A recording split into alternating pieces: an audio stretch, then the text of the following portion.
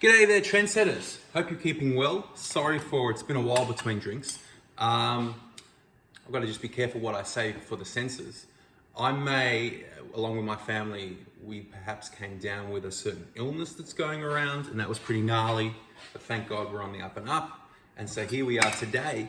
We're going to be talking about Hannukah, we're going to be talking about Purim, and we're going to be making some vegan lentil Bolognese, which is hopefully a kid-friendly recipe.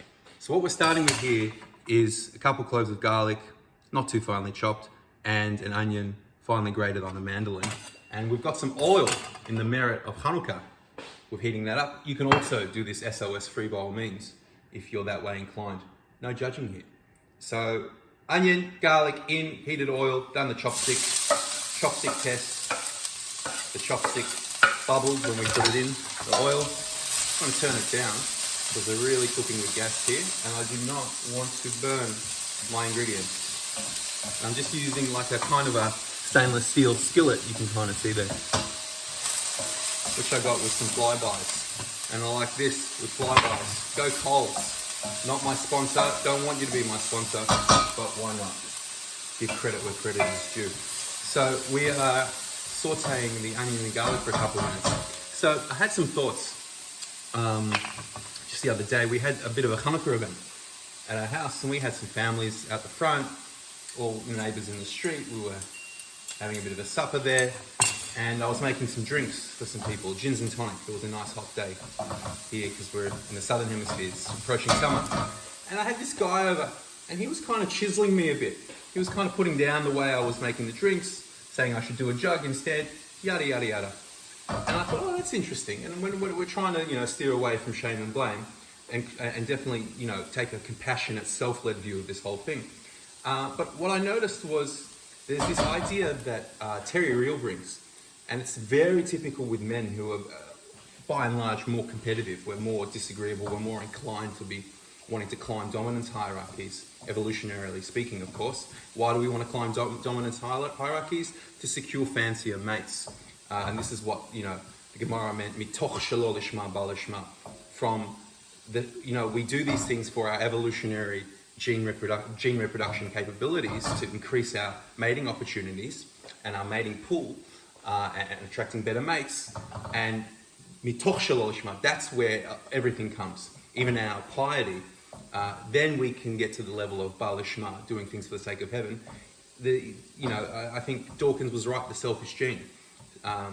We all have selfish motivations, but as the Tanya teaches us, we want to harness our nefesh habahamis, these selfish motivations, our genes, if you will, trying to act in our best interests and use them to serve God. So we take that alacrity and that zrizus and that koyach, that strength and that motivation, and then we do it to serve God. So, okay, I go out to earn money.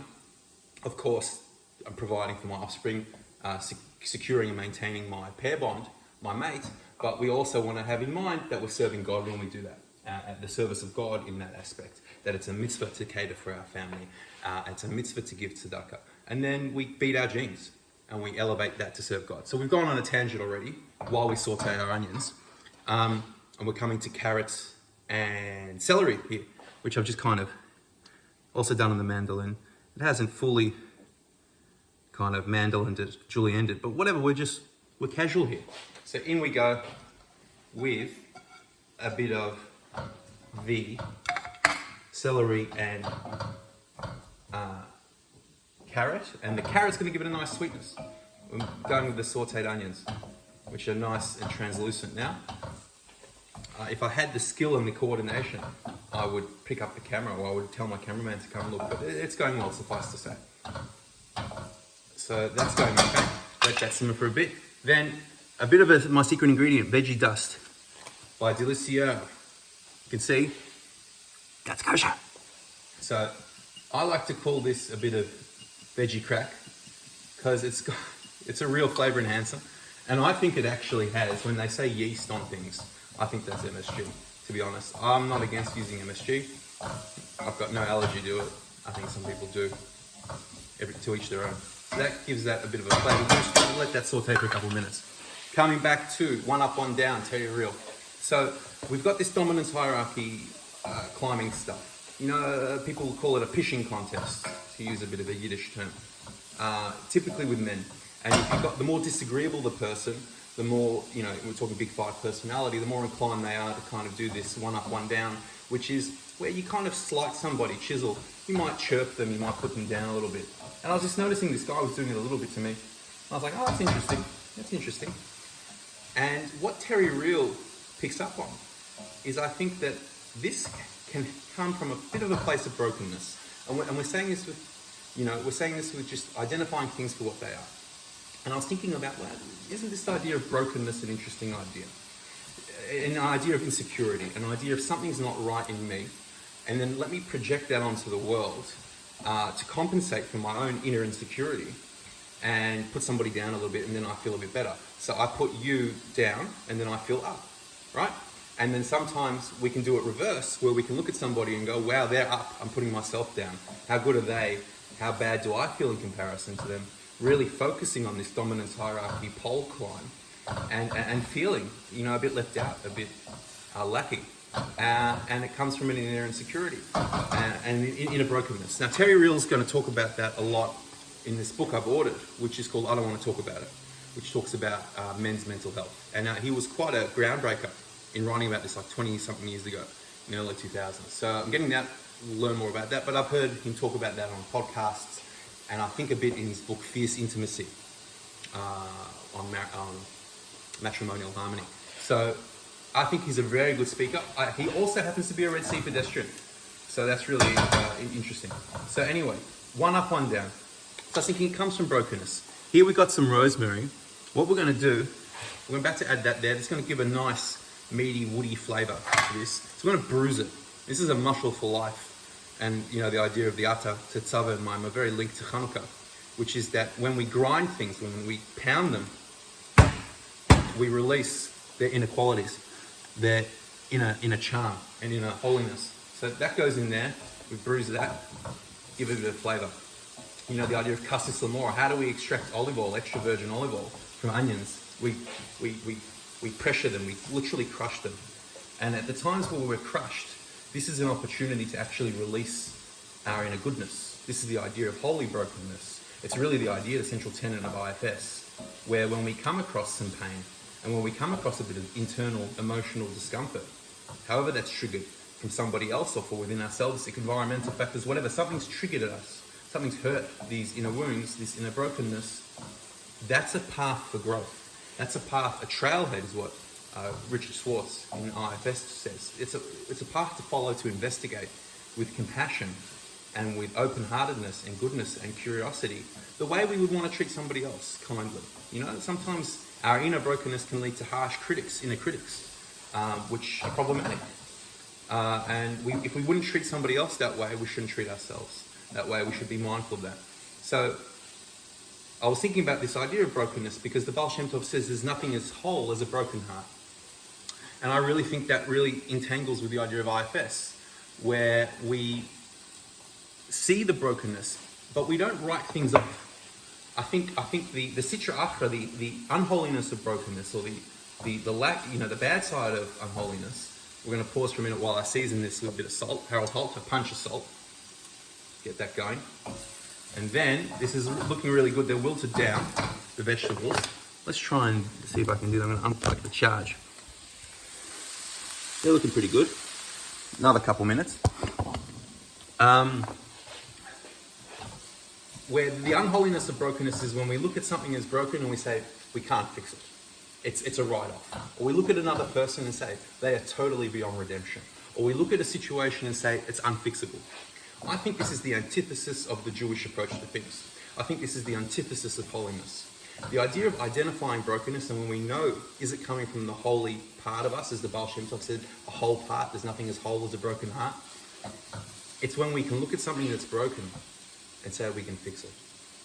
And this was the message of Rabbi Nachman of Breslov, who said, if it can be broken, it can be fixed. Vadai, it certainly can be fixed. And that goes for ourselves, and it goes at situations, and it goes with others. And particularly when we look at situations, perhaps in our most closest relationships with our family and with our intimate partner. when we can see that we can come across situations where we're confronted with brokenness. We're confronted with our own brokenness, our own hurt, and our partner's own brokenness and their own hurt. We're going straight to IFS. We're going straight to, you're the one you've been waiting for here. What I'm going to do now is I'm adding 3 cups of green lentils. All right? And we're going to add that in here.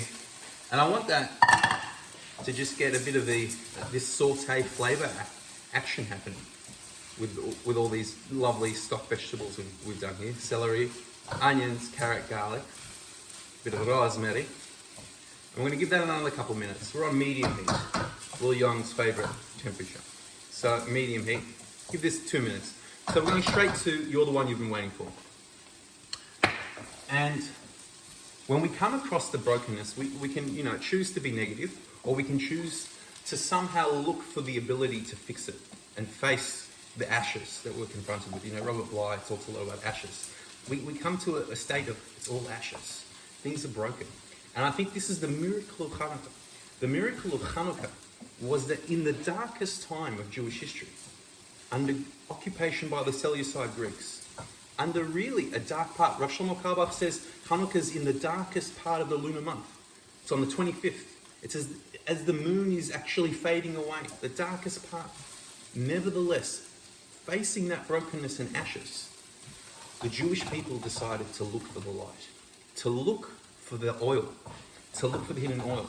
And I was reading this post by my friend Rabbi Noam Sendor, good friend and in many ways a teacher, somebody I very much admire. I would say definitely a knelach hachaver, quite a friend. And he also happens to be a rabbi. He's not my rab, but he's a rabbi. Very good bloke. And I think he's a man who epitomizes Yafehi Torah in Derech Eretz. He knows the way of the world and Torah. And he's got a Jewish meditation podcast, which you can check out. Just look up for the Jewish Meditation Podcast on all podcast places. And look up to Noam Sendor. He's got some really cool things. But anyway, we've digressed yet again.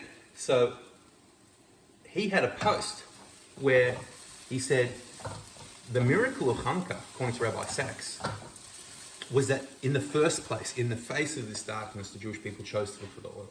And this is the idea of facing our brokenness. Sometimes it takes a miracle amidst the pain to go, I have to go deeper here.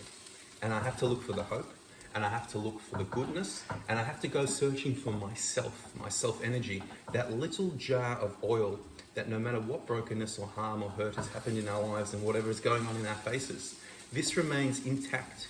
It remains unsullied. It remains buried. A hidden treasure, if you will. The self-energy, the idea of the ani, our true self, modeh ani lefanecha, the self of us. We're not talking about the soul. Elokai neshama shenatata bi tehorahi, the idea of me, and neshama shenatata li, the soul that you gave me. These are separate entities. This is the true purpose of creation, is to take the physical body, the physical consciousness, down here in this lower world, and to basically, 1, elevate the world, and 2, elevate the soul that God sends down in it. And that's only possible in the body. What I got here right now is 6 cups of Maisel vegan chicken stock, because we've got 3 cups of lentils in here. We're trying to make a good innings. So I'm doing 2 parts water to 1 part lentils, because we're going to add the 3rd part will be passata and a bit of soy milk. That's the secret ingredient. Don't tell anybody. So, beautiful. Now, I may have been a bit ambitious trying to fit this all in this pot, but we'll see how we go. All right, that's looking good. So we're getting down to almost the pointy end of this, because we're only going to need a little, let it simmer. So it gets a bit easier from here on in. And what I'm also going to do is, I forgot to add this earlier, you should do this when you're sauteing. I'm going to add a pinch of oregano, dried oregano. That's good. I'm also going to give a punch of nutritional yeast. That's going to add a nice umami kind of flavor. You could also think about adding Vegemite or miso. I don't want to do that, but that's a thought, to add some extra umami depth, a bit of savoriness. All right, so this is looking good. All right, then I'm going to add some tomato paste. Oh, beautiful. I'm adding 2 tubs of tomato paste. because I want some thick, robust, intense, concentrated tomato flavor. I want the power of that. So adding that, we'll come back because I can't do two things at once here. I apologize. All right, I can't even wash my quinoa. I've got pre-washed quinoa.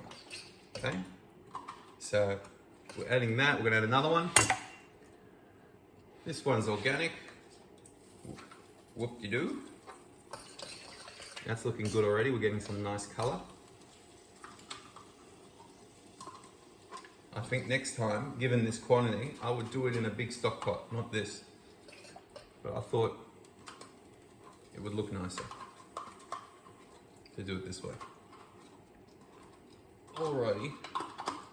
And this you can serve with quinoa or like roast potatoes, of course, pasta, whatever your vibe is. Brown rice, white rice, basmati rice, whatever rice, black forbidden rice. All right, so that's that. Let's move that out of the way. Twist of pepper. Not too much because we want to be kid friendly here. And they don't really vibe the pepper. All right. Now some passata. So we were talking about, and if you wanted to take a shortcut, of course, what you could do, no, most of the bottle, not the whole bottle, because we're getting to volume constraints here. Of course, what you could do if you want to take a shortcut is you could use a pre-bottled sauce, like one of the kosher organic one from Costco, for instance, or something like that. All right, I want this to reduce down. Excuse me. And what I'm going to do is add a dash of soy milk. And what that does is it adds a creaminess to it. Okay? And a lot of the time when you see traditional Bolognese, meat Bolognese dishes, they actually add milk. So I noticed that, so I said, oh, I'm going to take that. I'm going to learn from that. I'm going to add a bit of soy milk. So this adds a bit of a creaminess to it. And then we're going to look for the lid. But anyway, I'm going to try and bring this up to a nice simmer. And then we'll turn it down. So that's cooking. And then that's pretty much done. Just to show you where we are and we'll finish the idea. Okay. It might look like a dog's breakfast right now, but that will reduce.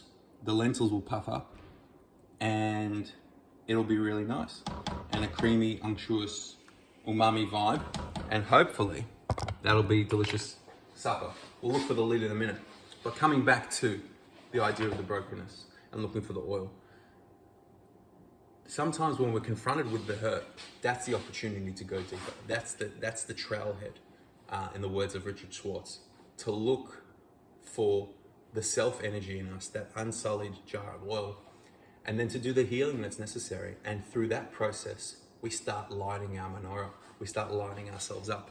And it's done bit by bit, part by part, mirroring the Hannukah lighting process. We start with one light, the second night two, and we always go back to the previous night. So on the second night, we light the second light, and then we also go back to the first, we light that one. All right, we don't have illusions that we're going to get this all over and done with in one go, lighting 8 lights in one go. It's a process. It's an everlasting process of self-reflection and analysis and self-growth, really, to address the brokenness. And it's not broken when we embrace it. And marriage, a partnership, is really the playground or the laboratory of basically encountering this brokenness, as I discussed in one of my other talks, where I said, the idea of imago and the idea of Bereshis, that a union of a husband and wife comes from the tzela, which is really our wounds, our own inner brokenness. Tzela means literally a handicap, to limp. These are our wounds, and we have to deal with them. And that can be difficult, it can be painful, but if we take the message of the Baal Shem Tov, we see that really this is the holy thing to do. And a message I've thought about, the chuppah, the point where we say Mazel Tov to the bride and groom is specifically at the point where the groom breaks the glass. Because from that point, we're going to basically rebuild. We're coming to terms with our own inner brokenness, the shattered vessels that we are. And then through our own inner work, and I believe that inner work, one of the best ways, the best tools of that inner work is through IFS, because we've got to be practical. We've got to be practical here, the practical tools, the work. How do you do the work? IFS, Internal Family Systems. Go listen to the podcast with Tim Ferriss, Richard Schwartz. That can be your gateway. And go get the book, You're the One You've Been Waiting For, or his latest book, No Bad Parts. Listen to some free podcasts, see if it tickles your fancy. And then when we've done that, we can light up our own inner dimension, our own inner menorah, and the menorah in our own home, our own Beis Hamikdash, and together shine that light outwards to elevate the world. So there's your lentil bolognese. Leave that for 20-30 minutes to simmer. There's the idea of Hannukah and IFS and facing our own brokenness.